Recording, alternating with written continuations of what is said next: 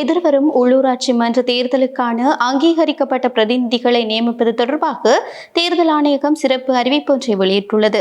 தேர்தல் ஆணையகத்தின் தலைவர் RMAL ரத்நாயக்கவின் அறிவிப்பின்படி உள்ளூர் அதிகார சபை தேர்தல்கள் கட்டளை சட்டத்தின்படி வேட்புமனு தாக்கல் காலம் தொடங்குவதற்கு 72 மணி நேரத்திற்கு முன்னதாக அங்கீகரிக்கப்பட்ட பிரதிநிதிகளை நியமிக்க வேண்டும்.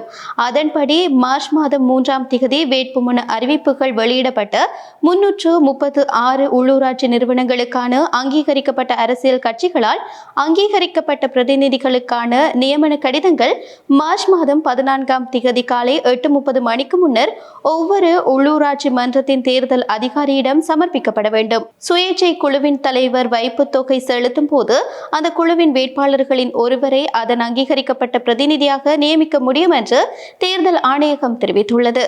மார்ச் 13ஆம் தேதி பூரணை தினமாக இருந்தாலும் தேர்தல் ஆணையகத்தின் தலைமை அலுவலகம் மற்றும் அனைத்து மாவட்ட தேர்தல் அலுவலகங்களும் திறந்திருக்கும் என்றும் அறிவிப்பில் தெரிவிக்கப்பட்டுள்ளது.